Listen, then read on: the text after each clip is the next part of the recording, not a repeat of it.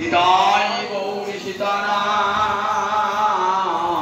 প্রেমানন্দে একবার হরি হরি বল।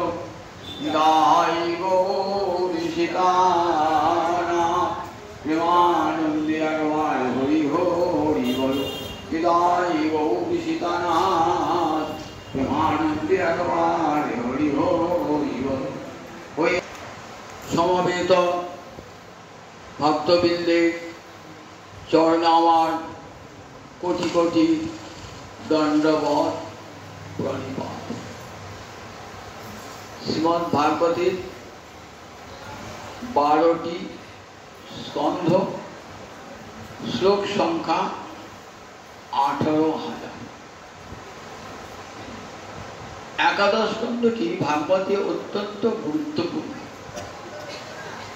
এই স্কন্ধে ভগবান শ্রীকৃষ্ণ তার লীলা প্রকট করবার পূর্বেতে উদ্ধবকে উপদেশ দিয়ে আছে। এইটি ভগবানের শেষ উপদেশ। ভগবান লীলা অপ্রকট করবেন। ব্রহ্মা এসে বলছেন, প্রভু এবার তোমার লীলা সংগোপন করো। 125 বৎসর তোমার লীলা প্রকট হলো, এইবার তোমার লীলা অপ্রকট করো। যাবার সময় ব্রহ্মলোকে যাবে, ব্রহ্মলোকে দর্শন দিয়ে যাবে। ইন্দ্র বললেন, প্রভু আমার দেবলোকে দেখা দিয়ে যাবে। মহাদেব বলে, আমার কৈলাসে একবার দেখা দান করে চলে যাবে। ভগবানের যাওয়ার প্রস্তুতি শুরু হয়ে গেল। তার পূর্বে উদ্ধব দেখো, উদ্ধব এরপরে আসবে, আমি এই চলে যাব, কলিতে নেমে আসবে কলি এবং অধর্মের উৎপাত শুরু হবে। তুমি সংসার ত্যাগ করে বিরক্তি অনুভব করে, সংসার বিরক্তি অনুভব করে সর্বত্র ঘুরে বেড়াবে এবং উপদেশ দান করবে। উদ্ধব বলছেন, প্রভু মায়া জয় করবার ক্ষমতা তুমি আমাকে প্রভু দিয়েছ। উচ্ছিষ্ট ভজিন দাসা মায়াং স্তব জয়মহী। তোমার পরিহিত মালা সেটা পরে, তোমার চরণে দেওয়া চন্দন সেটি মাথায় নিয়ে, তোমার পরিহিত বসন অঙ্গে পরে, তোমার উচ্ছিষ্ট ভোজন করে আমরা অনায়াসে মায়া তুলে যাব। যোগীরা, জ্ঞানীরা, ধ্যানীরা তারা মায়া জয়ের জন্য চিন্তা করতে পারে যে কিভাবে মায়া জয় করব। আমাদের মায়া জয়ের চিন্তা নাই, আমরা অনায়াসে মায়ার সাগর পার হয়ে যাব। তোমার উচ্ছিষ্ট ভোজন করে, তোমার অধরামৃত পান করে। উচ্ছিষ্ট ভজিন দাসা, আমরা তোমার উচ্ছিষ্ট ভোজি, তোমার প্রসাদ ছাড়া আমরা কিছুই খাই না।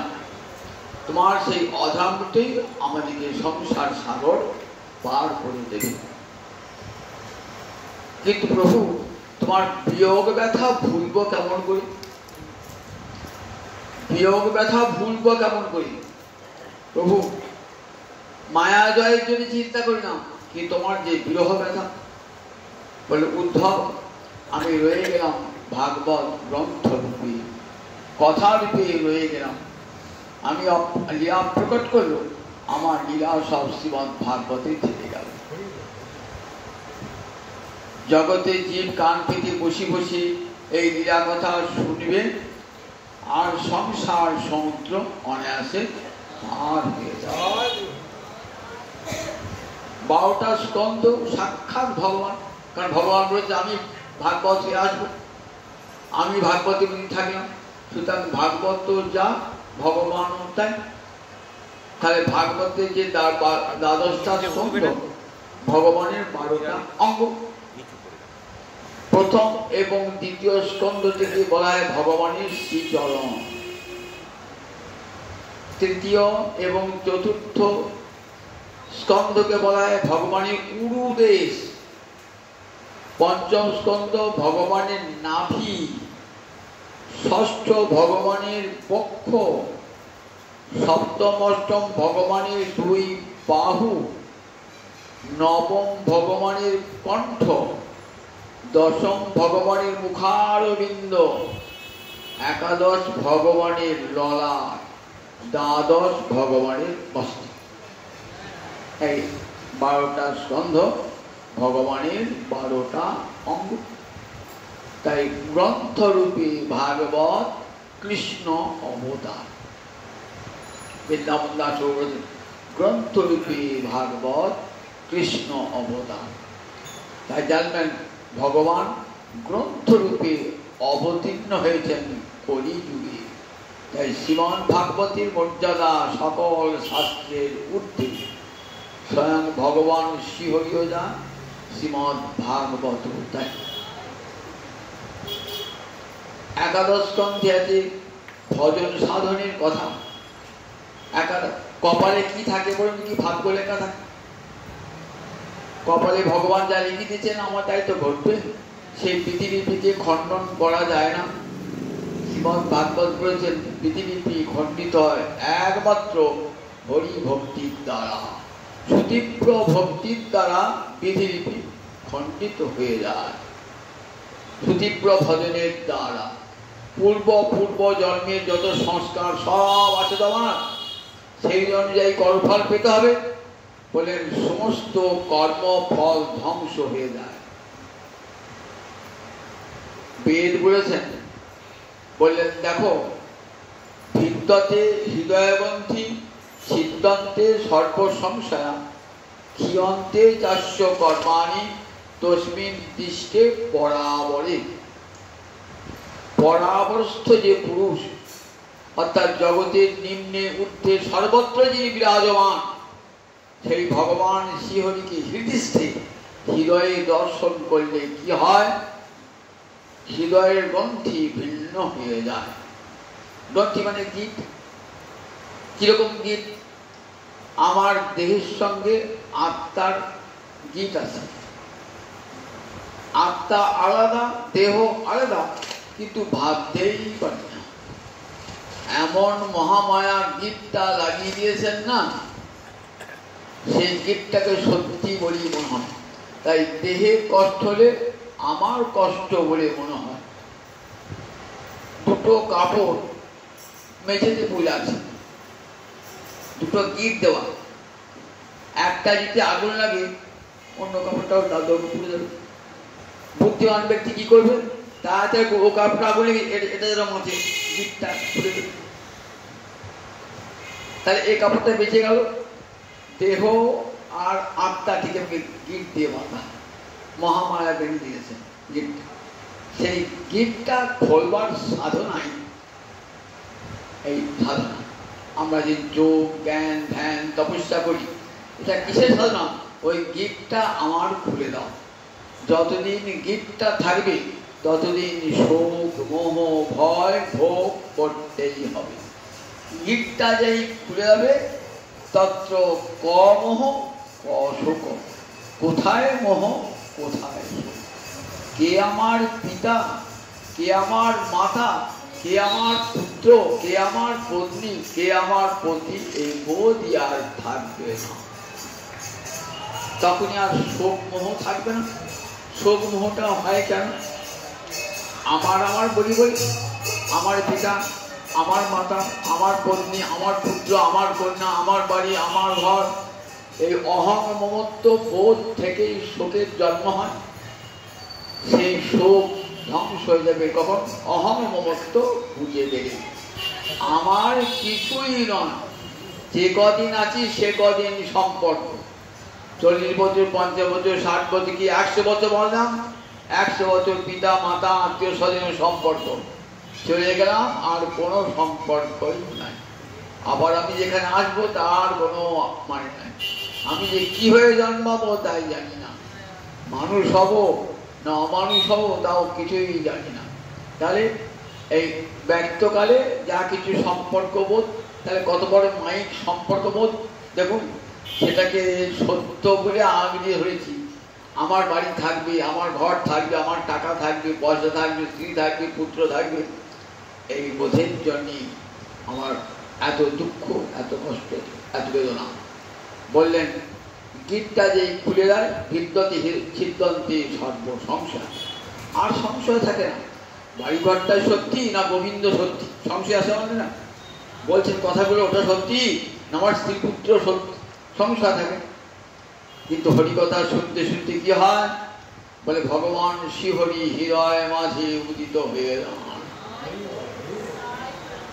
তস্মিন দৃষ্টে বরাবরই ভগবান শ্রীহরি হৃদয় উদিত হয়ে যান, তখন সব সংশয় ছিন্ন হয়ে যান। রামকৃষ্ণ বলতে একটা ভ্রমর কতক্ষণ গুনগুন করে, যতক্ষণ ফুলে না বসে। ফুলে যেই বসে গেল গুনগুনানি শেষ হয়ে গেল।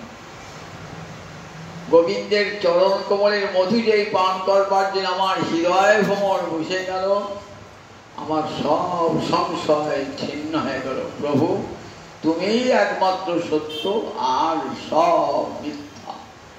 এই বোধে যখন মানুষ উত্তরিত হয়, তখন আর শোক মোহ ভয় থাকে না। তত্র কম হোক অশোক। তাই উদ্ধব বলছেন যে শোক জয় করবার, মায়া জয় করবার জন্য আমাদের কোনো ভাবনা চিন্তা নাই প্রভু, কিন্তু তোমার বিয়োগ ব্যথা, বললেন কোনো চিন্তা করো না, আমি আমার ভাগবতের মধ্যে রয়ে গেলাম, আমার কথার মধ্যে রয়ে গেলাম, তুই জগৎমাঝে এসে আমার কথা প্রচার করবি। উদ্ধব ভগবানের একান্ত প্রিয় বন্ধু, আমার ভাই, ভাই খুব ভাই। কৃষ্ণের পিতা বসুদেবের ভাই, একটা ভাই ছিল দেবভাগ, সেই দেবভাগের সন্তান হলো উদ্ধব। বাল্যকাল থেকে পরম কৃষ্ণ ভক্ত, 5 বছর বয়স মা ডাকতেন উদ্ধব খাবিয়া। উদ্ধব কৃষ্ণ ভজনে বিভু সারা দিতেন, নামায় ডাকে। সেই উদ্ধব কৃষ্ণ ছাড়া কিছুই জানতেন না উদ্ধব। সেই উদ্ধবকে উদ্দেশ্য করে বিশ্বজীবকে শিক্ষা দান করেছেন।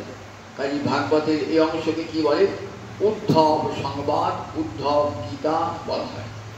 এর মধ্যে অনেক গুরুত্বপূর্ণ জিনিস আছে, অবধূত গীতা, অবধূত সংবাদ, অবধূত গীতা, নবযোগীন্দ্র সংবাদ, ভিক্ষু গীতা, বহু গুরুত্বপূর্ণ বিষয় আছে ভাগবতের একাদশ স্কন্ধে। সেখানে কেমন করে ভগবানের ভজন করতে হবে, সঠিক পথে ভগবানের কাছে জেনেছেন উদ্ধব। কোন পথে গেলে তোমাকে পাওয়া যায় প্রভু। আপনি একটা গ্রামে আত্মীয় বাড়িতে যাবেন, তো গ্রামে ঢুকেছেন কিন্তু বাড়িটা ঠিক করতে পারছেন না। দেখলেন গ্রামের মোড়ে বটতলায় একটা লোককে জিজ্ঞাসা করলেন, আমি যদুগোপাল ব্যানার্জি বাড়ি যাব, বাড়িটা কোন দিকে? বললেন সোজা চলে গেলাম, তারপর পূবমুখী। আমি সোজা চলে গেলাম, পূবমুখী গেলাম, ঠিকানা নাই। দেখলাম রোয়াকে বসে কত লোক গল্প করছে। আচ্ছা যদুগোপাল ব্যানার্জি বাড়িটা কথা বলতে পারেন?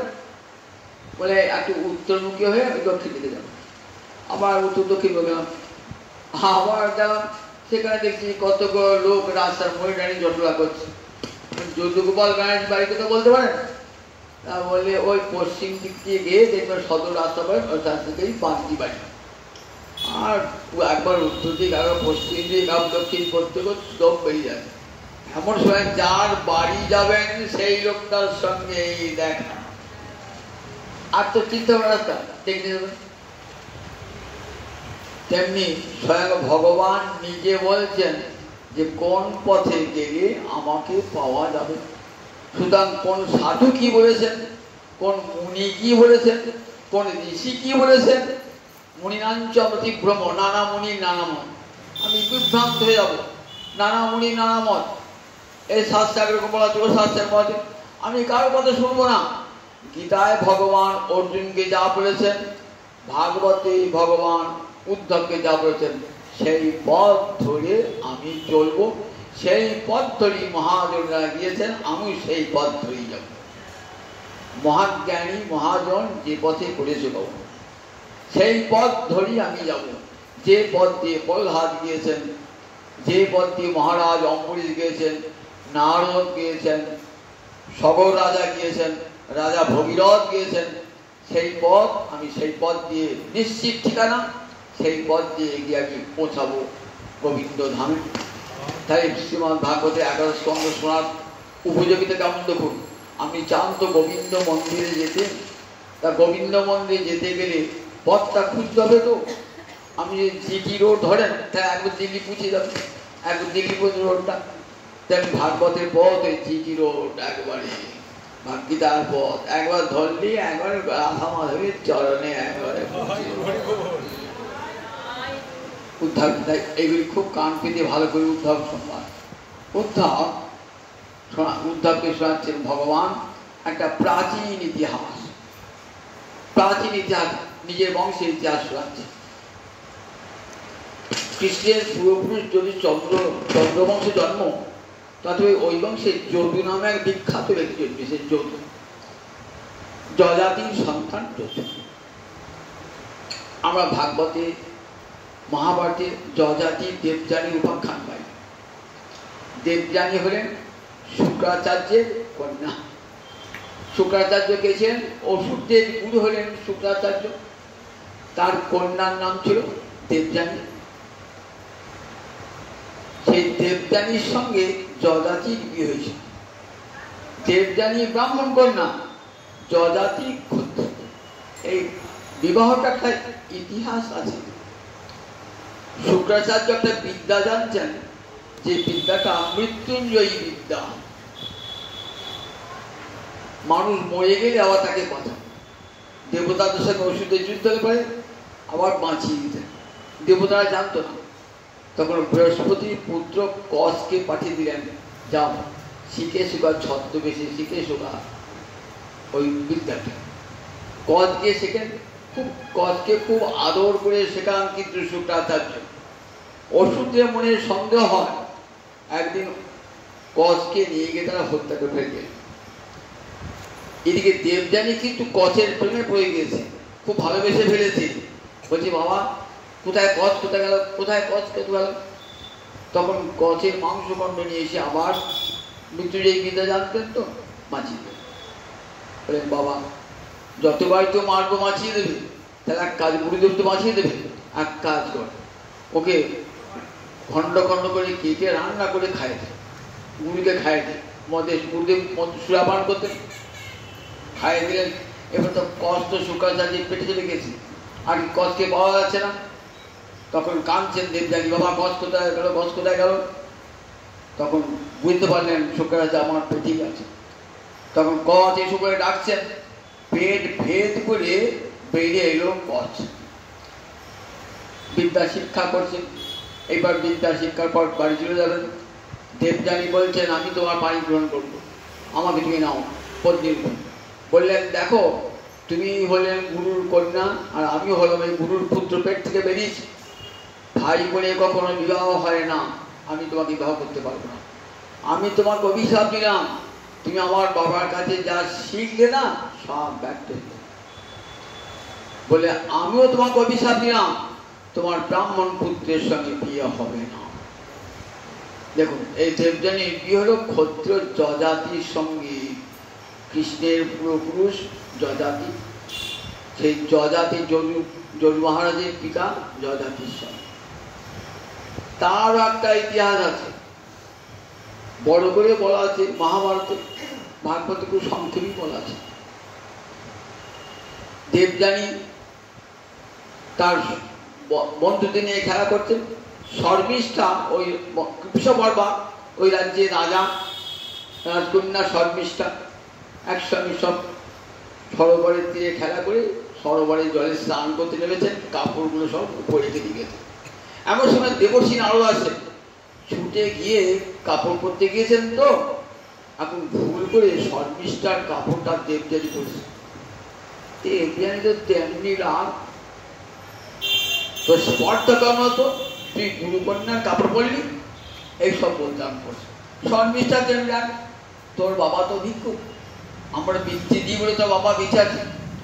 বাবা দেশে বললে, বাবা কি বললে যেন শর্মিষ্ঠা আমাকে, বলে তাই বুঝি? রাজকন্যা বলেছে আমি চলে যাবে এখানে। একবারে পড়লা পুনি বেঁধে ফেলেছেন, যা এখানে থাকবো না।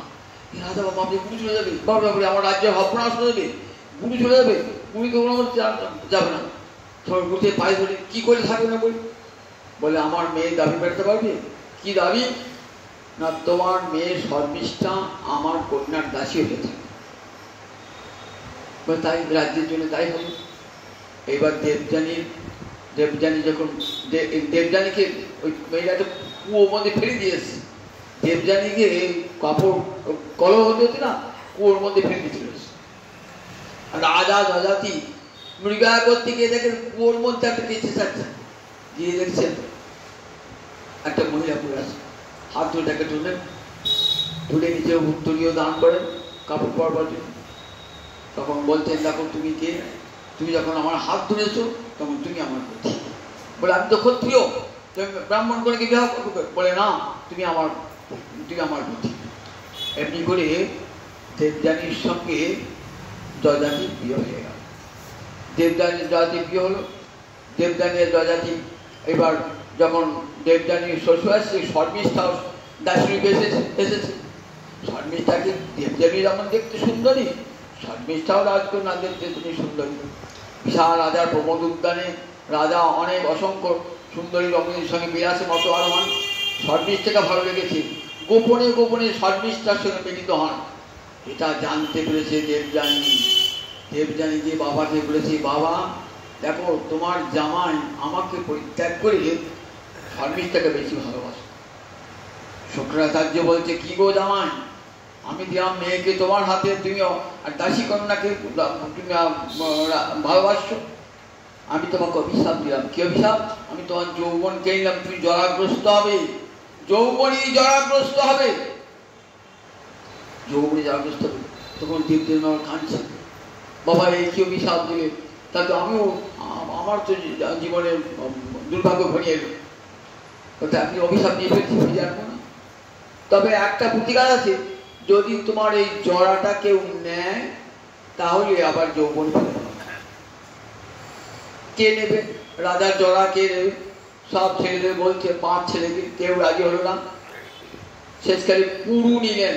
তাই পুরু বংশ হলেন ওই রাজ্যের রাজা। পুরু বংশ, পুরুষ সন্তানেরা সব ওই বংশ করে।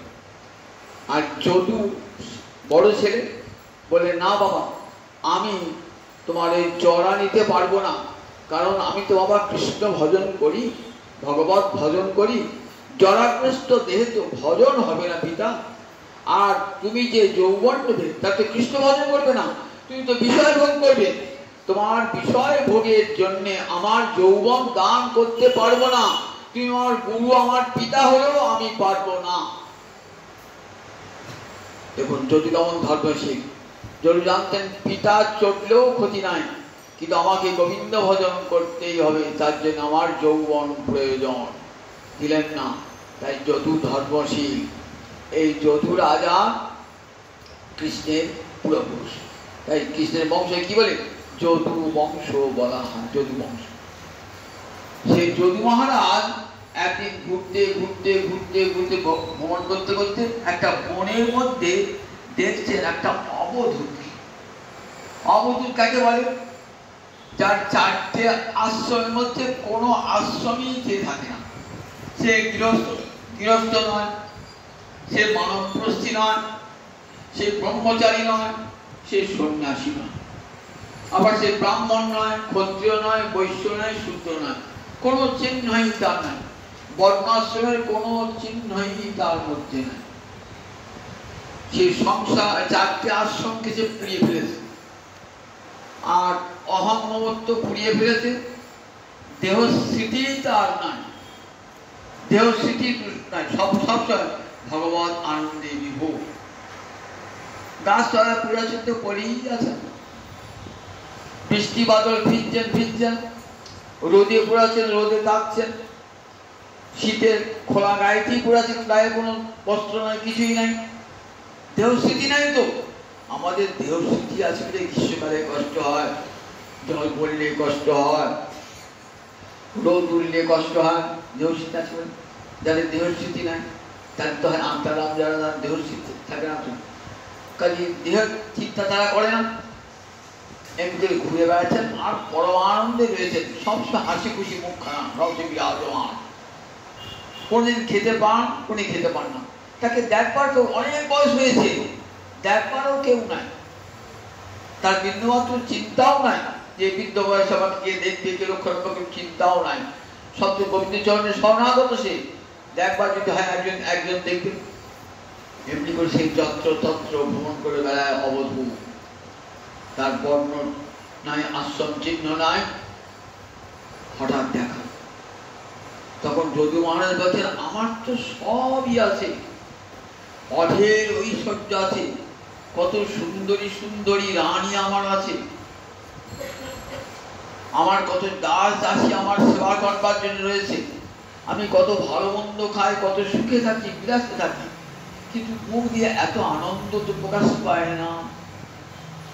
আর এই অবধূ, এর তো কিছুই নাই, জগৎ সংসার পুড়ছে দুঃখের দাবদাহনে, কিন্তু তার আঁচ তো একটুও লাগছে না এই লোকটাকে।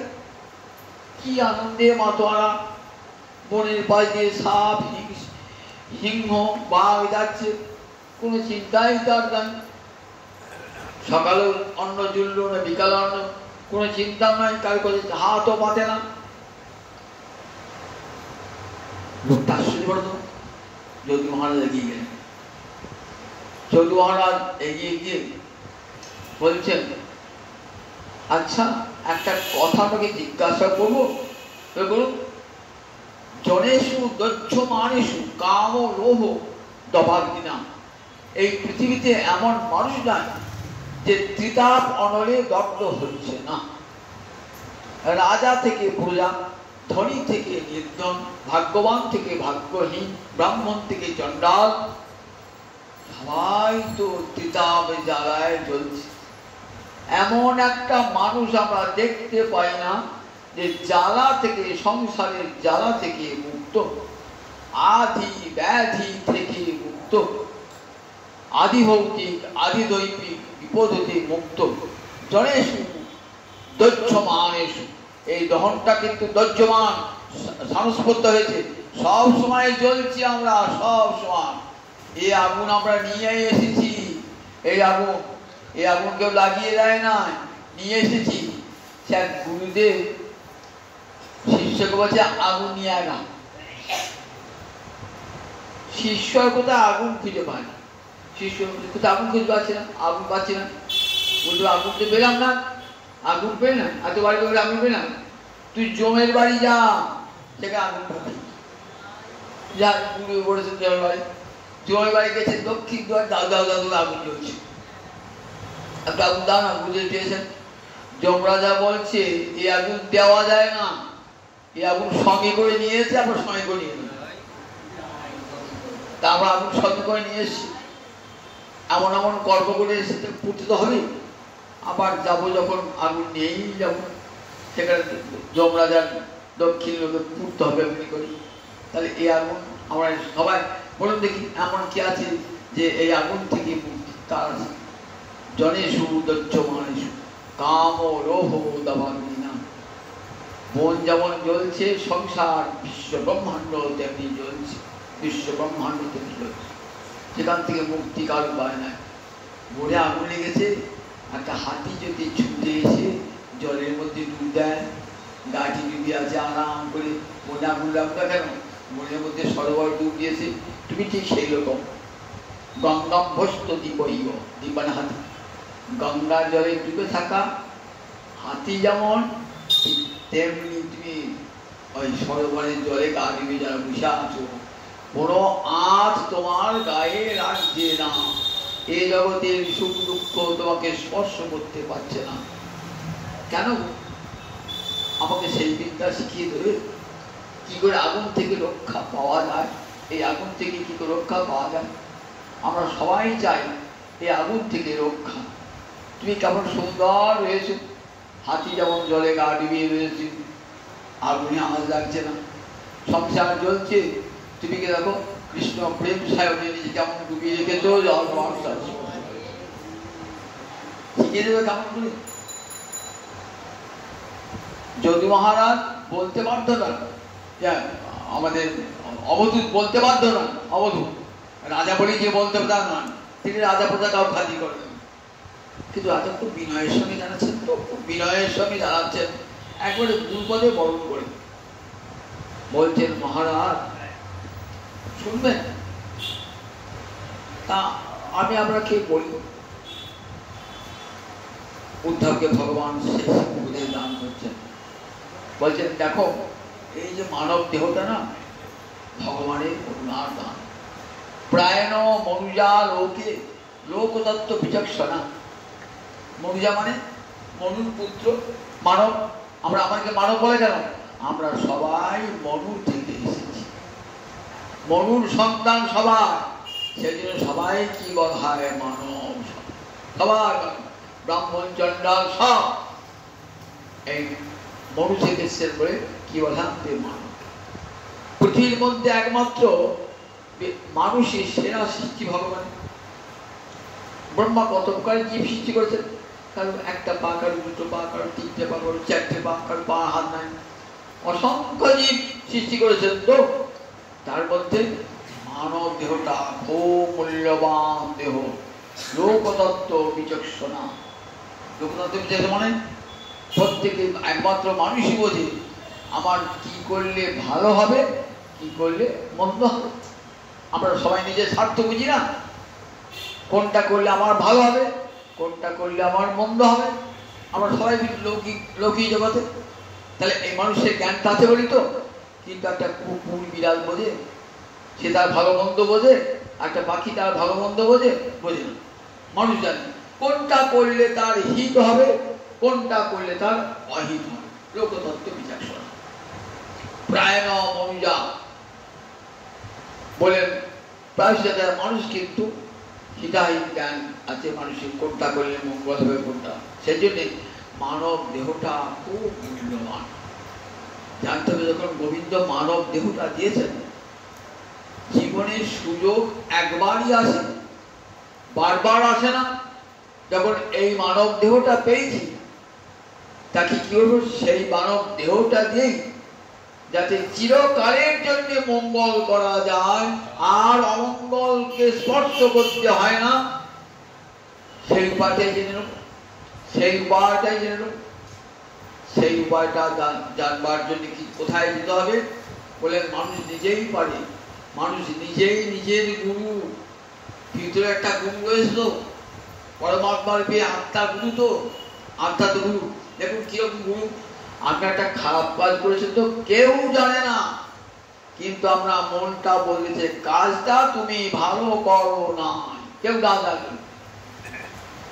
আর একটা ভালো কাজ করেছেন তো কেউ প্রশংসা করলো না, কিন্তু মনটা আমরা আনন্দে খুব ভালো কাজ করেছো, প্রশংসা করছে। কে বলছে? ওই গুরু ভিতরে, গুরু অন্তর্যামী পরমাত্মা, যাকে আমরা বিবেক বলি, আমাকে জানিয়ে দিচ্ছে এটা ভালো এটা মন্দ। কে জানিয়ে দেয় আমাকে? ভালো মন্দ বিচারটা কে শেখাচ্ছে? ভিতরে আত্মারূপী গুরু শিখিয়ে দিচ্ছে। মানুষ কি করে? এই আত্মার দ্বারাই অশুভাশয় মুক্ত, অশুভাশয় অশুভ বিষয় বাসনা থেকে মুক্ত হতে পারে আত্মার দ্বারাই। তাই আত্মাই আত্মার গুরু। দেখবেন গীতা তো বলেছে, ভাগবত বলেছে, আত্মাই আত্মার গুরু। আত্মাই নিজের গুরু, আত্মার গুরু আত্মা, নিজেই নিজের গুরু। আত্মার আপনাকে খারাপ পথে নিতে পারে, আবার আত্মা আপনাকে ভালো পথে নিয়ে যেতে পারে। নিজের গুরু যদি জানিয়ে দেয় এটি মন্দ পথে যেও না, তাহলে ভালো উপদেশ পেলাম। আর যদি মন্দ পথে যাও তাহলে তোমার ক্ষতি হবে, সেটা শুনেও গেলাম, আর গুরুর কথা শুনলাম না। তারপরে দেখো, যখন মানব জন্ম লাভ করেছি, এসা বুদ্ধিমতাং বুদ্ধি মনীষা চ মনীষীরাম। দেখো যখন পেয়েছি মানব জন্ম, এই মানব জন্ম দিয়ে আমাকে হরিপাদ পদ্ম লাভ করতে হবে। এই কাঁচের টুকরো দিয়েই হিরে জোগাড় করতে হবে আমাকে। এই কাঁচের টুকরো কেন? এই জীবনটা এই আছে, এই হাত থেকে পড়ে গেলেই কাজটা পড়ে যাবে। আজ আছি কাল থাকবো না, আজ কথা বলছি, কাল আর কথা বলতে পারবো না। তাহলে নিঃশ্বাসে নয় বিশ্বাস। তাই আমার ভজন সাধনটা যাতে গোবিন্দ চরণ তাড়াতাড়ি পেতে পারি, তার চেষ্টাটা করতে হবে। অতি দ্রুত ভজন সাধন করতে হবে। ভবিষ্যতের জন্য ফিরে আসবো তা তো হবে না। যে বুড়ো বয়স আসুক, চাকরি থেকে অবসর প্রাপ্ত হই, নাতিপুতি সব বড় হয়ে যান, তারপরে ভজন সাধন করবো। আমাদের নাতিপুতিও বড় হবে না, নাতি হলে পুতি হবে, আবার পুতি হলে তার পুতি হবে, সে বড় হবে, আর সংসারের স্বাদ আর মিটবে না, ভগবান কাছে হবে। আপনার নাতিপুতি আপনার কি করবে? কোন মঙ্গল সাধন করবে? মরে গেলে একবার বলো হরি হরি বলবে নিয়ে যাবে, দুদিন কাঁদবে, 3 দিনে বাড়ি হয়েছে, বুঝতে পারি সংসারটা পাকা হলো, বাড়ি হলো। মনে রাখবে? মনে রাখবে না। অথচ সেই সংসারটাকে কেমন করে জড়িয়ে গেছি, মরতে গিয়েও ফিরে আসি, মরতে গিয়েও মরতে পারি না। একটা বুড়ি বোর সঙ্গে ঝগড়া হয়েছে, যা আজ আমি ট্রেনে ঝাঁপতে বলছি, আর বাচ্চারা সহ্য করছে। মনের মধ্যে যাচ্ছে, সন্ধ্যেবেলা যাচ্ছে, ট্রেন আসবে, ট্রেনের মাথা দেবো, মোড়ের দিকে হাত চালিয়ে যাচ্ছে। এক লোক, কোথায় যাচ্ছ গো? ট্রেনে মরতে যাচ্ছে ঝাঁপ দিয়ে, ভোর জায়গায় থাকতে পারছি না, তা হাত চালিয়ে কেন? সাপে খেয়ে মেরে দেয়, সাপে খেলে ভারী হলো, সাপে খেলেছে। তাহলে মরতে গিয়েও বাঁচার ইচ্ছা, মরতে গিয়েও বাঁচা, সত্যিই তাই। সুন্দর পৃথিবীতে বাঁচবার ইচ্ছা কার না, কিন্তু বাঁচার মতো বাঁচতে হবে। আমাদের বাঁচা কি বাঁচা বলে? প্রতি মুহূর্তে কত দুঃখ শোক সন্তাপ আমাদের উদ্বিগ্ন চিত্ত করে দিয়েছে। বাঁচার মতো বাঁচতে হবে, এমন বাঁচবো যেন সারা জীবন হাসি খুশিতে জীবনটা কেটে যায়। জগতে কোনো শোক দুঃখ তাপ যেন স্পর্শ করে, অবুদ্ধি কোনো শোক দুঃখ তাপ যেন স্পর্শ করতে না পারে, সেটা এই মানব জীবনে সম্ভব হয়। বলেন দেখো, মানুষই পারে। এই সুন্দর দেহটা ভগবান দিয়েছেন, নরদেহ কি নারী দেহ, এই দুটো দেহ নিয়ে ভগবানের সেবা হবে, অর্চনা হবে। সুতরাং এটি যেন বৃথা নষ্ট করো না। পরমায়ু এত মূল্যবান, টাকার চেয়ে মূল্যবান। আমরা 1 কোটি টাকা হারিয়ে গেছে, নষ্ট হয়ে গেছে, দুঃখ করো না, ও আবার 1 কোটি টাকা ফিরে আসবে, আবার খেতে খুঁটে খালি আবার ওই টাকাই ফিরে আসবে। কিন্তু আপনার 30 বছর বয়সটা, সেই যৌবনটা যত চেষ্টা করছেন, বুড়ি হয়ে ছুট করে কাছে চলছেন, মনে হা আমাদের যৌবনটা আসতো, যৌবনটা আসতো, কোনদিন আসবে? কোনদিন আর যৌবনটা ফিরে আসবে না। তাহলে পরমায়ুটা টাকার চেয়েও মূল্যবান। টাকা আজ গেলে আবার কাল আসবে, কিন্তু আমার পরমায়ুটা চলে গেলে আর কোনোদিনই আসবে না। তাই এই আয়ুসূর্য থাকতে থাকতেই ভজনটা ছেড়ে দিতে হবে। বৃদ্ধ বয়সে আমি ভজন করব, এই পরিচয় জীবনটাকে ফেরে যেতে হয়। বৃদ্ধ বয়সে দেখা যায় ভজন হবে না, তখন গলায় কাশি, আর বলবো কাশি যাবো, কাশি যাবো, গলায় লিখেছে কাশি যাবো, আমি কাশি।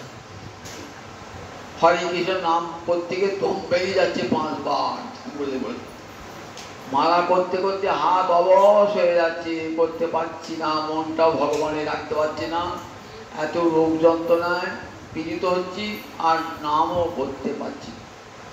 সেই জীবনটাকে রেখে দিয়েছি গোবিন্দ সেবার জন্যে।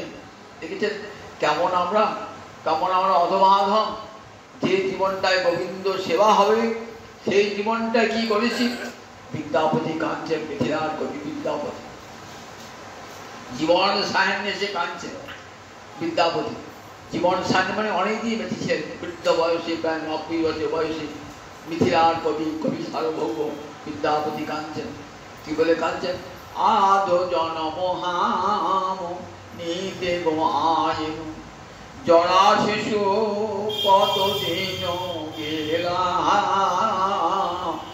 জরা শিশু কত দিন গেলা, নিধু বনে রামণি রসরঙ্গে মাহাতল, তো হে ভজব কোন গেরা। অর্ধেক জনম কেটে গেল নিদ্রায়, আধো জনম হাম নিতে গো আয়েন। আমি যদি 80 বছর বাঁচি, 40 বছর আমার ঘুমে কেটেছে। কি হয়ে গেল? রাত্রের 12 ঘন্টা কি করি? ঘুমিয়ে কাটাই। দিনের 12 ঘন্টা কাজকর্ম করি। তাহলে 80 বছরের মধ্যে 40 বছর চলে গেল ঘুমিয়ে। থাকলো 40 বছর কি করেছি? জরা শিশু কত দিন গেলাম। 10-12 বছর বয়স পর্যন্ত, 15-20 বছর বয়স পর্যন্ত যৌবন শৈশব এসেছে।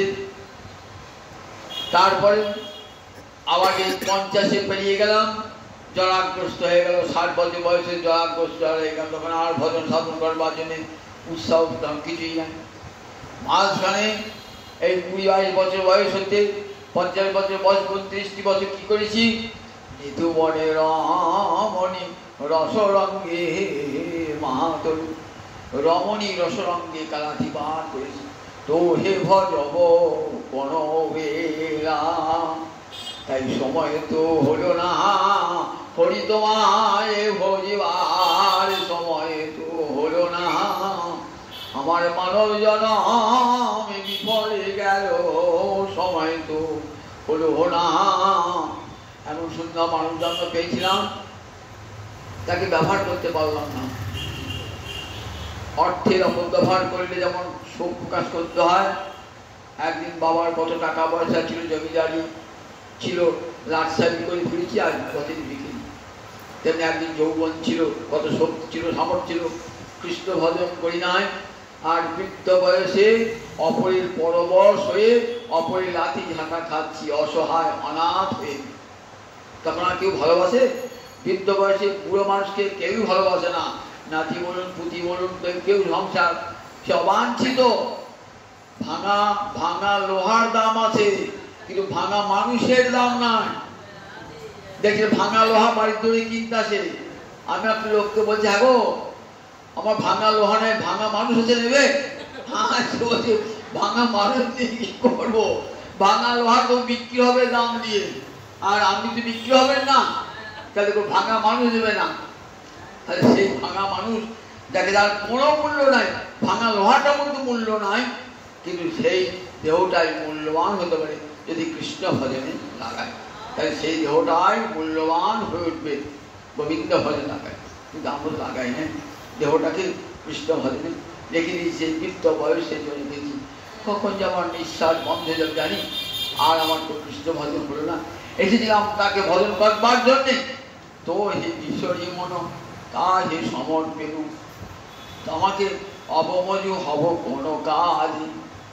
বিদ্যাপতি বলছেন, বেদা বলছেন, তো হে, যখন মায়ের পেটে ছিলাম হাত জোর করে উল্টো পদে হেড মুন্ডে কি বলেছিলাম? গোবিন্দ তোমাকে ভজবো। মায়ের পেট থেকে যে মায়ার জগৎ এলাম, ভুলে গেলাম, সংসার নিয়ে পড়ে থাকলাম। প্রভু অবমজু হব কোনো কাজ। এখন তো আমি বুড়ো হয়ে গেছি, আর কোন কাজে বা লাগিব? এই বৃদ্ধ বয়সে কোন কাজে লাগিব? তোমার সেবায় তোমার এই দেহটা লাগবে না প্রভু। বৃদ্ধ বয়সে ভালো করে সেবা করতে পারবো না তোমাকে। ভালো করে তোমার চরণটা তুলসী দিতে গেলে হাতটা কাঁপছে প্রভু, চন্দন মাখাতে গেলে হাতটা কেঁপে উঠছে প্রভু, উঠে দাঁড়াতে পারছি না প্রভু। দেখুন সেই সময়টাকে রেখে দিয়েছি গোবিন্দ সেবার জন্য। এমন দুর্লভ মানব জন্ম আমরা বিফলে বিফলে পাই। সুন্দর দেহ ভজ হুরে মন সিনন্দন নন্দন অভয় চরণার বিন্দরে দুর্লভ মানব জন্ম সৎসঙ্গে তরহু এ ভব সিন্ধুরে। কেমন সুন্দর গানটি গোবিন্দ দাস পেয়েছেন। দেখুন বলছেন ভজ হুরে মন সিনন্দন নন্দন অভয় চরণার বিন্দরে। মানুষ যদি অভয় পেয়ে যাও, ওই মৃত্যু ভয় থেকে মুক্তি পেতে যাও, সংসার ভয় থেকে মুক্তি পেতে যাও, তাহলে নন্দনন্দনের সেবা করো গোবিন্দ চরণার অভয় চরণার বিন্দরে। দুর্লভ মানব জন্ম সৎসঙ্গে, বড় দুর্লভ মানব জন্ম। সৎসঙ্গে সাধু সঙ্গে কাটাও, ও বিষয়ী লোকের সঙ্গে সংসারের কথা বলে কোনো লাভ হবে না। দুর্লভ জনম সৎসঙ্গে দুর্লভ মানব জন্ম সৎসঙ্গে তরহু এ ভব সিন্ধুরে। বাত পরীক্ষণ বলে দিবস যামনি বাত পরীক্ষণে কিভাবে কাটিয়েছি? সংসারে অর্থ উপার্জন করবার জন্য এই দিন দামিনী বাত পরীক্ষণ। কাটালাম সংসার নিয়ে, রাত দিন এক করে খেটেছি সংসারের জন্য। কি ফল লাভ হলো? বিফলে সে বিনু কৃপণ দুরজন, সব ব্যর্থ। জীবন সানিকে হ্যাঁ আমি যা করেছি সেটা সব ব্যর্থ, বিফলে সে বিনু কৃপণ দুরজন। বিফলে সেবা চপল সুফল বলা লাগিয়ে সামান্য একটু সুখ পাওয়ার জন্য স্ত্রী পুত্রের সেবা করেছি, সংসারে সেবা করেছি, সামান্য একটু সুখের জন্য চপল, যে সুখ আজ আছে কাল থাকবে না, চপল সুখ সফল লাগিয়ে। এ ধন যৌবন পুত্র পরিজন ইতে কি পরতি তোলা আছে রে। এই ধন আজ আছে কাল থাকবে না, যৌবন আজ আছে কাল থাকবে না, আত্মীয় স্বজন আজ আছে কাছে দাঁড়িয়ে কাল থাকবে না। যখন বৃদ্ধ বয়সে রোগ শয্যায় জর্জরিত, ঘরে দুর্গন্ধ উচ্চামে আছে, সেখানে মলমূত্র আছে, এক গাদা ওষুধের দাড়ি বিছানায় পড়ে আছে, অতি নিকৃষ্ট যদি অতি নিজের জনকে একবার জিজ্ঞাসা করবে না কেমন আছো গো, বলে বাবা ঘরটা দুর্গন্ধ হয়ে গেছিল, ওটা কবে যাবে বলবে। দেখুন দেখি এখন যা আমাদের বৃত্ত পার্জন শক্ত তাবন নিজ পরিবার রক্ত পশ্চাৎ ধাবতী জল দেহি বার্তাং পৃচ্ছতি গোপিনগি। টাকা উপায় করেছেন, যৌবন ছিল, সবাই ভয় ফেলেছে। বৃদ্ধ বয়সে খুব খুব করে কাশছেন, লাঠি হাতে যাচ্ছেন, বিছানায় পড়ে আছেন, কেউ এসে খবর নেবে না টুকি বেড়ে কেমন আছো। সেই জীবনটা ফেলে গেছি গোবিন্দ সেবার জন্যে। নলিনী দল জল জীবন টলমল, নলিনী দল জল জীবন টলমল, ভজহু হরি পদ নীতি রে, ভজহু হরি পদ নীতি রে। গোবিন্দ চল ওই লোকটি কিন্তু আমি আজ করি না, আমাকে ছাড়বে না, সবাই ছেড়ে পড়াবে কিন্তু গোবিন্দ আপনাকে ছাড়বে না সব সময়। আমি যদি মানুষ না হয়ে কি পতঙ্গ হই কর্মফলের জন্য, তথাপি গোবিন্দ অন্তর্যামী রূপে পরমাত্মা রূপে থাকবেন।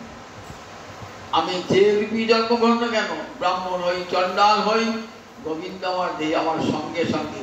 এত বড় বন্ধু জগতে আর আছে? এত বড় বন্ধু যে কোনো অবস্থাতেই পরিত্যাগ করে না, কোন অবস্থাতেই সব। তাই বেদ মাতা বললেন স্বর্ণ বন্ধু। কাকে বন্ধু বলছি? যে কার সঙ্গে তোর বন্ধন হচ্ছে? স্ত্রীর সঙ্গে, পুত্রের সঙ্গে, কার সঙ্গে বন্ধন নয়। বন্ধন একমাত্র গোবিন্দের সঙ্গে, জন্ম জন্মান্তরের বন্ধন, সহীন বন্ধু। তিনি জগৎজীবের সকলের বন্ধু, তিনি তার সঙ্গে বন্ধন, জীবনে মরণে বন্ধন তার সঙ্গে। কাজী আমি যদি মরি অন্য দেহ পাই, আবার আবার সেই দেহে কি গোবিন্দ আমার সঙ্গে থাকবে। নর্দমান কৃমিকীট হলো গোবিন্দ অন্তর্যামী রূপে আমার হৃদয়ে রয়েছে। তাহলে তার সঙ্গে আমার সব সময়ের সম্পর্ক, তাকে ভুলে আছি জীবনে। কত বড় দুর্ভাগ্য দেখুন, মানুষ হয়েও এই যে বিবেচনার মধ্যে আমরা আনি না। ভগবান উদ্ধবকে বলছেন, দেখ উদ্ধব, এমন সুন্দর দুর্লভ মানব জন্ম পেয়েও, লোকতত্ত্ব বিচক্ষণা হয়েও মানুষ নিজের ভালোটা নিজে করতে পারে না। ক্ষণিক লাভের জন্য, ক্ষণিক সুখের জন্য মানুষ অনেক কিছু করে, কিন্তু চিরকাল সুখ। আমি টাকা উপায় করলাম, হ্যাঁ আমার ক্ষণিক সুখ হবে যতদিন বাঁচব। ভালো বাড়ি করলাম, হ্যাঁ কিছু গাড়ি করলাম, দুদিন সুখ করবো, কিন্তু সে তো থাকবে না। চপল সুখ হলো বলে আজকে, পরের জন্মে দেখলাম এমন ঘরে জন্মা, এক দরিদ্রের পুড়ে ঘর, যেখানে জল পড়ছে, বৃষ্টি পড়ছে, সেইখানেই শুয়ে আছি। একদিন ছিলাম রাজ অট্টালিকায়, এই জন্মে এমন করফল করে এলাম, পরের জন্মে ভিখিরি ঘরে আমার জন্ম হলো। গোবিন্দ ভজন করি নাই, অর্থ মদে মত্ত হয়ে ধরাকে সরা জ্ঞান করেছিলাম, আর তার ফলটা আজ হাতে হাতে পাচ্ছি। দেখুন, তাহলে এক জন্মে করে এলেন এত সম্পদ, পরজন্মে ভিখিরির দশা, পুড়ে ঘরে খড়ের চাল দিয়ে বৃষ্টি পড়ছে, তার বৃষ্টির মাঝেই শুয়ে আছেন। এখানে কেমন সুন্দর পালঙ্কে শুয়ে আছেন কোটি কোটি টাকা করে, আর পরজন্মে তাই ভোগ করে। তাই এমন করুন যেন আবার পরজন্মে ভগবানকে ভজন করতে পারি। এমন সুন্দর মানব জন্ম আবার দিও প্রভু, যেন তোমাকে ভজন করতে পারি। সংসার নিয়ে থাকবো কিন্তু তোমাকে ভুলবো না। সংসারের মধ্যে থেকে পাকাল মাছের মধ্যে থাকবো, অনাসক্ত হয়ে সংসার থাকবো। এই উপদেশটা দেবেন এই অবধূত পণ্ডিত থেকে শোনাবো। স্বামী দুর্লভ মানব হচ্ছে সংসার করো, সংসার ছাড়তে হবে না। স্ত্রী পুত্রের প্রতি ভালোবাসা ছাড়তে হবে না, সবার প্রতি সমস্ত কর্তব্য পালন করুন, সব করুন, সমস্ত কর্তব্য স্ত্রীর প্রতি, পুত্রের প্রতি, স্বামীর প্রতি, পত্নীর প্রতি সব কর্তব্য পালন করুন। কিন্তু মনটি গোবিন্দ চরণ আর বিন্দে রেখে দেন সব সমাজে। একটা নবযুবক বাড়িতে আসে, তখন কি হয়, সে কি করে, সে স্বামীকে যেমন ভালোবাসে তেমনি শ্বশুর শাশুড়িকে ভালোবাসে, দেওর জাতিকেও ভালোবাসে, বাড়ির ছেলেকেও ভালোবাসে, কিন্তু মনটি পড়ে থাকে একমাত্র যার হাতে বাবা মাকে তুলে তার জন্য। ঠিক তেমনি নববধূর মতো মনটি থাকবে গোবিন্দ চরণ আর বিন্দে, সংসার সবার থাকবে, জানতে পারে না কেউ আমার আপন নয়, কিন্তু সমাজে রয়েছি, এদিকে ভালো না বাসলে, এদের প্রতি কর্তব্য পালন না করলে আমার দায়িত্ব কত দিকে মুক্তি পাবো না। তাই তাদের প্রতি ভালোবাসা করুন, ঠিক পাকাল মাছের মতন সংসারে থাকুন, কিন্তু সংসারে আসক্তি না, আসক্তি চলে যায় গোবিন্দ চরণ আর বিন্দে। জয় জয় জয়